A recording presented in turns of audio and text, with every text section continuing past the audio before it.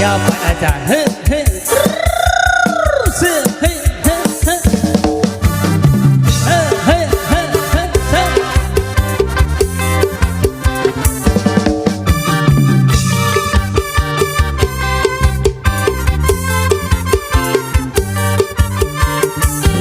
เมียอายมาเมียอายมาน้องเอ้ยเมียอายมาเมียอายมาน้องเอ้ยให้นางไปไกลไล่เต้ยน้องเอ้ยจงได้เข้าใจให้เมียอายไปให้เมียอายไปก่อนนางเฮามาดื่มสุราซึ่งที่หานำกันไปเถิดน้องคันไปมันก่อนเด้อ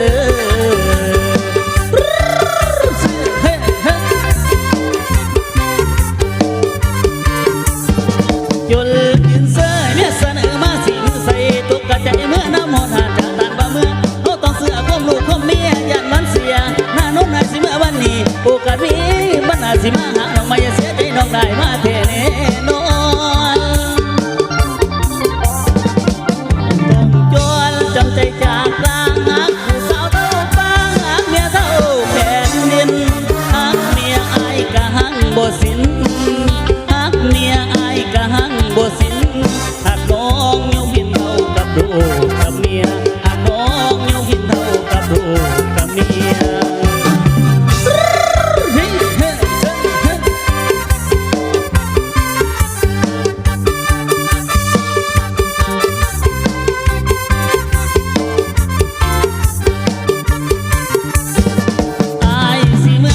สิเมื่อก่อนเด้อ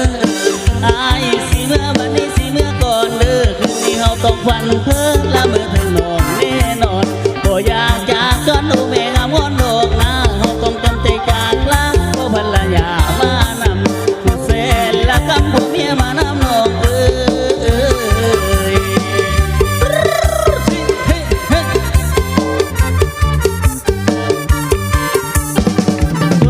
ยืนเสยเมียเสนอมาสิใส่ตกกระใจเมื่อน้ำหอนหานจากตานบ่เมื่อเขาต้องเสือคมลูกคมเมียยันมันเสียหน้าโน้นนายสิเมื่อวันนี้โอกาสนี้บ้านนาสิมาหาเราไม่เสียใจน้องได้มาเทแน่นอนคนจนจำใจจากกลางหักผู้สาวเท่าฟ้าหักเมียเท่าแผ่นดินหักเมียอายกะหักบ่สิ้นหักเมียอายกะหักบ่สิ้นหักน้องยกพินเท่ากับดูกับเมียหักน้องยกพินเท่ากับดูกับเมีย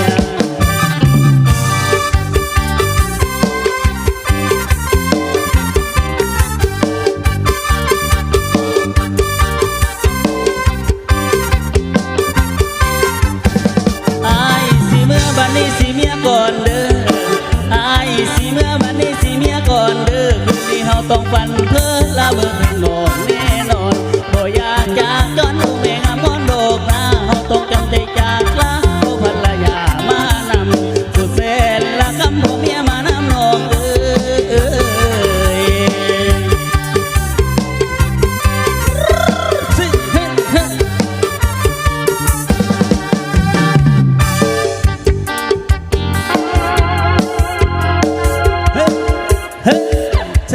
เอาสาวแหล่อยู่ใส่สาวแหล่ขอเสียงไงเด้อ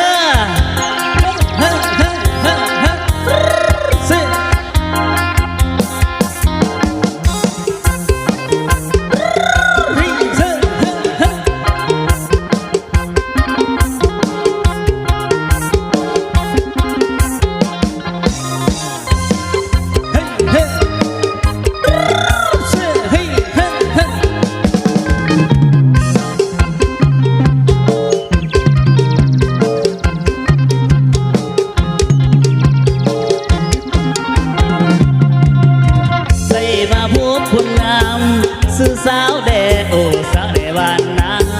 ตาบานได้พบน้องคืนนั้นสุขสำราญพบในงานผ้าป่าสามัคคีโอสาวแดบ้านนาเจ้าสวยเล่นดังพระจันทร์วันเพ็ญพร้อมเป็นสีอายขอฝากหักน้องฝากไม่ตีโปรดสงสารปานีได้เห็นใจ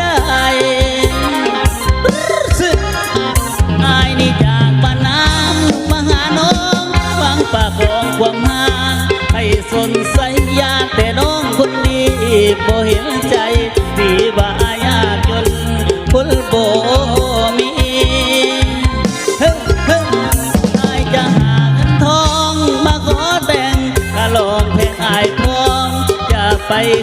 ขอให้น้องคนนี้ตั้งตารอน้องจงรอวันนั้นวันมีว่า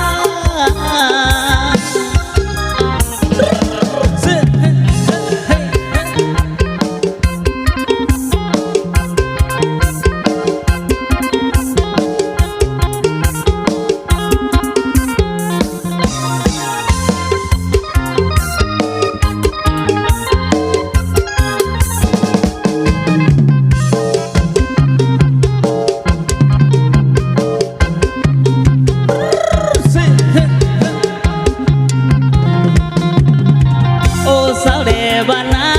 จะสวยเล่นดังพระจันทร์วันเพ็ญ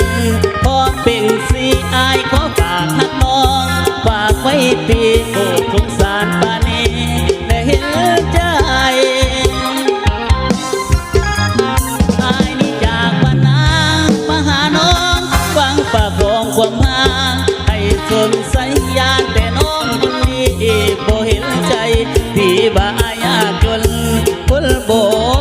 มี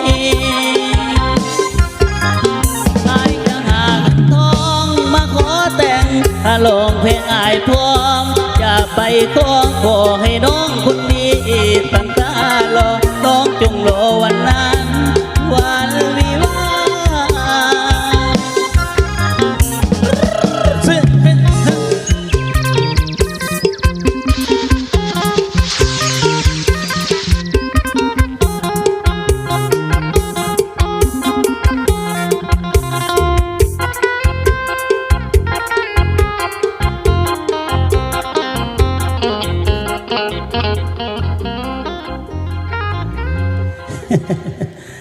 อากาศเทวาขอขอบใจ